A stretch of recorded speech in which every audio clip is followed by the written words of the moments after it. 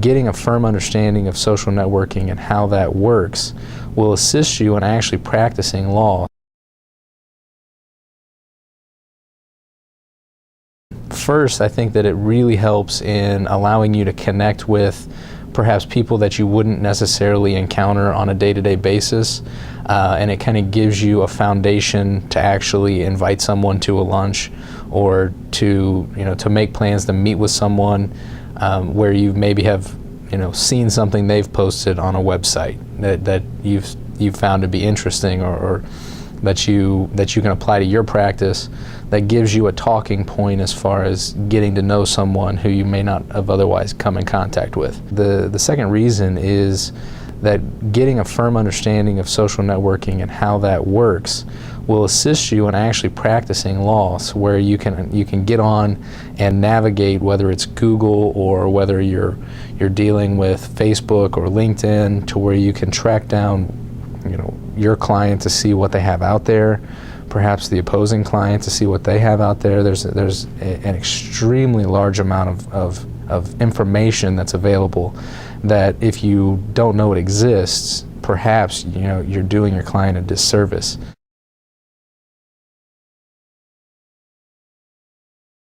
I personally think that it depends on your goals for networking. Facebook is a really good tool for connecting up with people from your past, perhaps high school, college, family members. It's kind of a laid-back, fun atmosphere.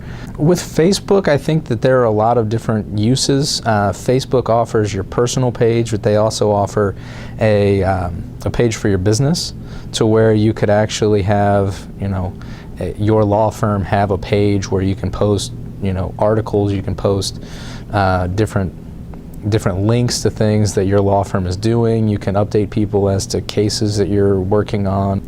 As far as professional networking goes, I think LinkedIn does a little bit better job of staying professional, and it has more of an employer-employee business feel to it. And another nice thing about LinkedIn is that it's rapidly increasing as far as its interrelation with other sites. For instance, you can update your Twitter account when you update your status in LinkedIn. There's another website called JD Supra that they have an application for on LinkedIn, where you can post your legal works. If you publish something, you can post it on there to help get yourself out there and to demonstrate the quality of work that you produce. Twitter is a little bit more difficult, I think, to really see use for as an attorney, just because it's such a limited field, and other than promoting blogs and different links, it can be really tricky to try and find where exactly you're going to get that benefit. But it is a fun way to get out and follow people who are of interest and who are doing things that impact your life or your practice. Are there any ethical considerations that lawyers need to be aware of if they're going to use any of these types of sites? Specifically in Ohio, you're going to look at Rule Set 7 in the ethical rules. It's advertising. So you need to make sure that you're not directly contacting someone and trying to offer them services, unless you're meeting those rules for advertising to clients.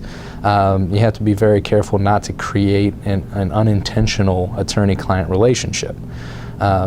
If you provide legal advice on your website or on your blog or wherever, it's possible that someone could read that, use that, and then say, well, this attorney gave me this advice, and you never have perhaps even spoken with the person.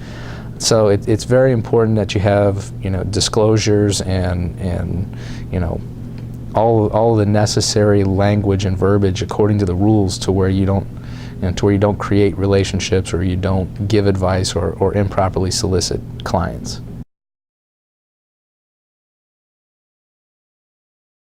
It gives you the opportunity to get out there and perhaps get into a marketplace that you aren't yet in. Additionally, I think that it adds a lot of value and can provide established attorneys with a mentorship opportunity, because it allows younger attorneys to track down that seasoned real estate attorney that they need to be in contact with before they can really have a good understanding of what it is that they need to do on any given transaction. I think that established attorneys should make an effort to get into that environment, because I think it'll help their business, and it also helps to actually round out the network that's available to help the profession as a whole, I think, achieve a higher level of professionalism and competency.